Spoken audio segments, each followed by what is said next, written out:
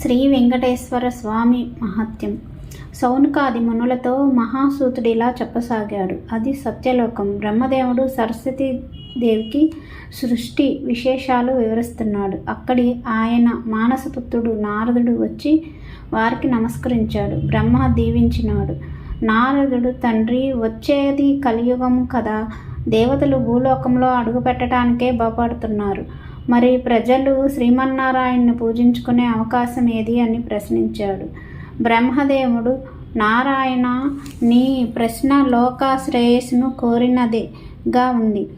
ఆ భగవానుడు కరుణామయుడు, తన బిడ్డలైన ప్రజల్ని విడిచిపెట్టడు. ఏదో ఒక కారణం కల్పించుకొని భూలోకంలో అవతరిస్తాడు, చూస్తూ ఉండు అని చెప్పగా బ్రహ్మవాక్యం తప్పక జరుగుతుందని నారదుడు సంతుష్టుడైనాడు. కలియుగం మొదలైంది. కలిదోష నివారణ కోసం మహర్షులందరూ నైమిషారణ్యంలో ఒక సత్రయాగం చేయాలని సంకల్పించారు. అయితే ఆ యజ్ఞ ఫలాన్ని ఎవరికి దారిపోస్తే ప్రయోజనం కలుగుతుందని చర్చించారు. వారిలో భృగు మహర్షి లేచి, యజ్ఞ ఫలానికి త్రిమూర్తులైన బ్రహ్మ, విష్ణు, శంకరులలో ఎవరు తగినవారో నేను పరీక్షించి తెలుసుకొని వస్తానన్నాడు. ఆయన మహా తపస్శాలి. తన తపస్సు ప్రభావంతో కుడికాలిలో ఒక కన్నును కూడా పొందగలిగాడు. మునులంతా భృగు మహర్షిని పంపటానికి ఆమోదించారు. ఆయన ముందుగా వెళ్ళి బ్రహ్మగారి ముందు ఉన్న ఆసనం మీద కూర్చున్నాడు. తనకు నమస్కరించలేదని బ్రహ్మకు భృగువు మీద కోపం వచ్చి మర్యాదలు చేయలేదు. దానితో భృగు మహర్షి కోపం వచ్చింది. మహా తపస్సుశాలినైన బ్రహ్మర్షినైన నీ అంత వాడను నన్ను అతిథిగా మన్నించలేకపోయావు. సృష్టికర్తనని అహంకరిస్తున్న నీకు భూలోకంలో ఎక్కడ పూజలు పునస్కారాలు లేకుండా పోవు కాక అని శపించాడు.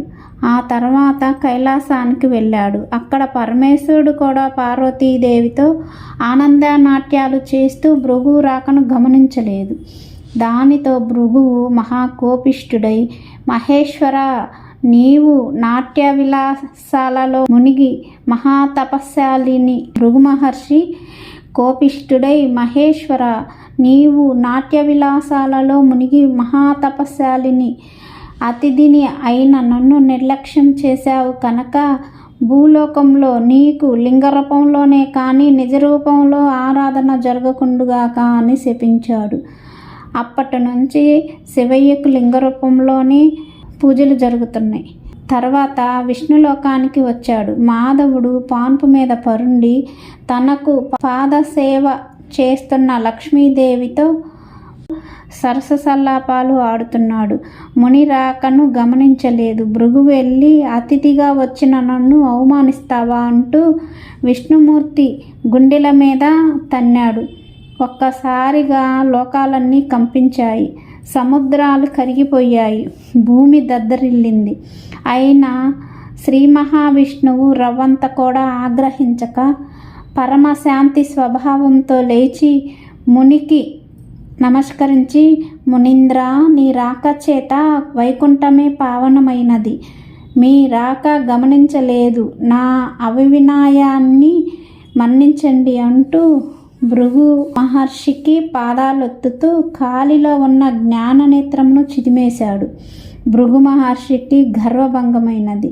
విష్ణుమూర్తికి నమస్కరించి, ఓ దేవాది దేవా, మీ వంటి సత్యగుణ సంపన్నులు 14 లోకాలలోనూ లేరు. నా అహంకారాన్ని మన్నించండి.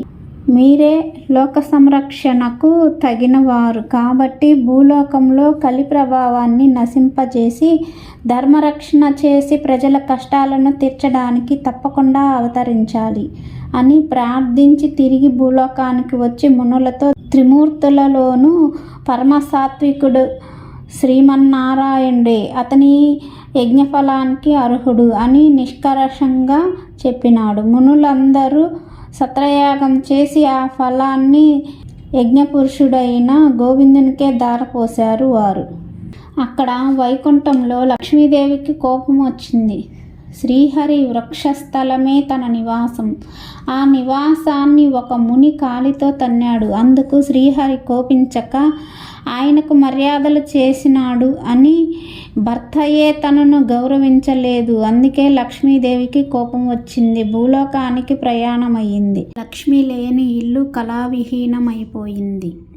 ఆమెను వెతికి తెచ్చుకోవడానికి భూలోకానికి ప్రయాణమైనాడు కేశవుడు.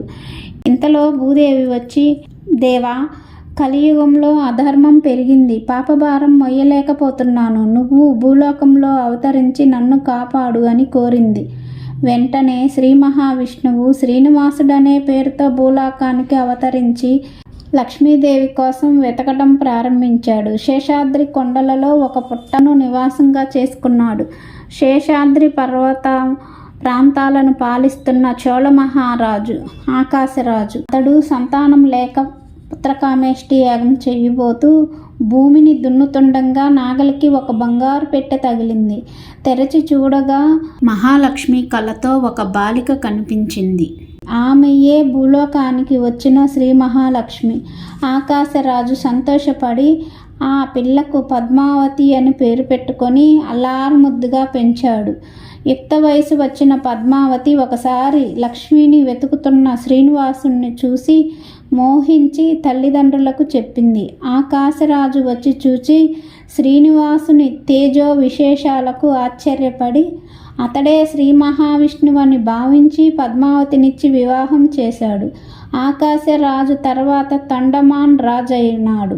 శ్రీనివాసుడు వెంకటేశ్వరుడను నామంతో శేషాద్రి శిఖరాల మీద కలియుగాంతం వరకు నివసించాలని నిశ్చయించుకొని సాలాగ్రామ శిలారూపుడై పద్మావతి భూదేవులతో నివసించసాగాడు.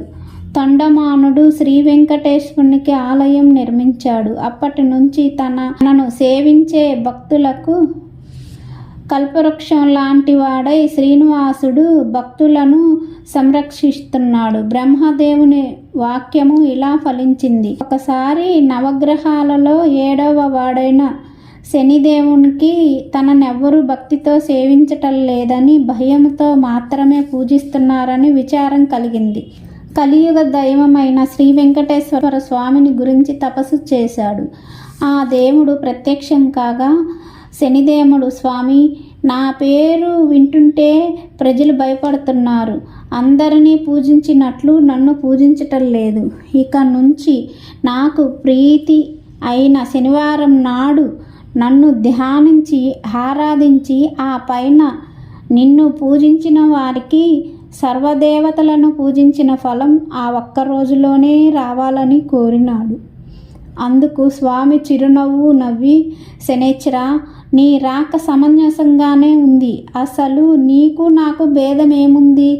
6 వారాలు దాటాక 7వ వారం అంటే ఇష్టపడతావు. నేను 6 కొండలు దాటాక 7వ కొండ మీద ఉంటాను. నువ్వు నీలవర్ణుడివి, నేను నీలవర్ణుణ్ణి. నువ్వు శనిదేవుడవు, నేను శనిదేవుడనే భక్తులకు అందించబడుతుంది. తలుచుకుంటే నీ భక్తులు మహా రాజ్యాధిపతులను చేస్తావు. నేను అంతే కదా. నువ్వు సప్తమ గ్రహానివి, నేను సప్తగ్రీషుడను. సామాన్య మానవులకు ఈ విశేషాలు తెలియక వంటే భయపడుతున్నారు. నిన్ను నన్ను వేరుగా చూస్తున్నారు. నువ్వు కోరిన వరాన్ని అనుగ్రహిస్తున్నావు.